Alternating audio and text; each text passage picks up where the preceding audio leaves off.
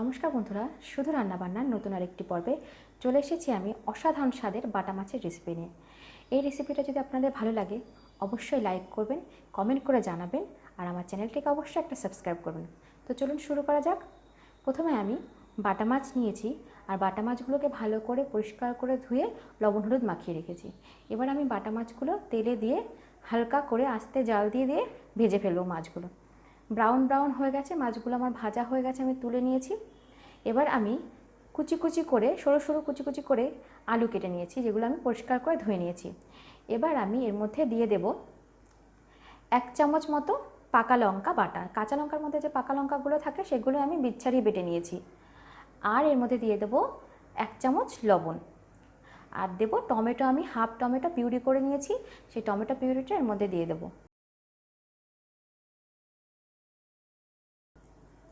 আর আমি এর মধ্যে দিয়ে দিলাম 1 চামচ হলুদ। আর এর মধ্যে আমি আরেকটু দিয়ে দেবো সর্ষের তেল। এবার এটাকে ভালো করে মেখে নেব।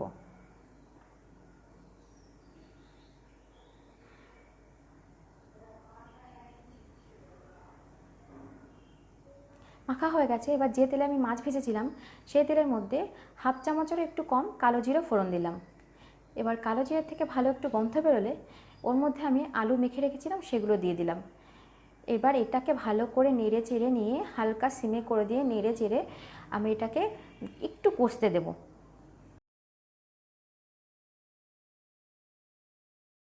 দেখুন একটু কষা হয়ে গেছে, আলুর গায়ে যে তেল লেগেছিল সেটা ছেড়ে এসেছে। এবার আমি এর মধ্যে দেব সর্ষে বাটা।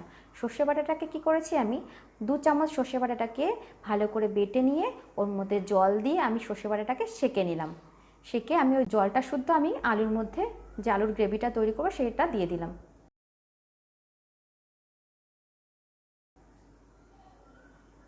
আর ওই ছাঁকড়াগুলো আমি ফেলে দিলাম। এবার এটাকে আমি খুব সিমে করে দিয়ে হালকা জালে এটা আমাকে ফুটতে দেবো। এটাকে আমি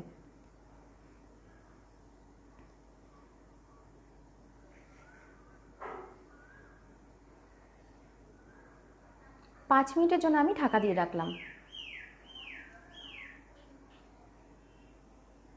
5 মিনিট পরে ঢাকনাটা খুলে দেখব আলুগুলো সেদ্ধ হয়েছে কিনা। আলু আমার সেদ্ধ হয়ে গেছে। এবার আমি মাছগুলো দিয়ে দিলাম।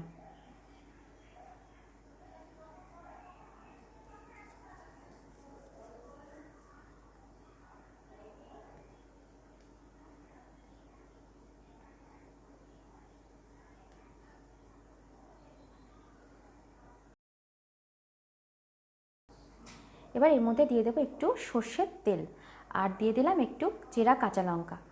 এবার দিয়ে এটাকে আমি আরও 5 মিনিট মতো সিমে ফুটতে দেব। এবার আমি এর মধ্যে ধনেপাতা কুচি দেব। তৈরি হয়ে গেছে আমার বাটা মাছের রেসিপি।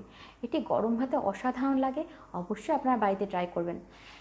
টাটা, আজকের জন্য টাটা, ফিরে আসবো আবার নতুন কোনো রেসিপি নিয়ে।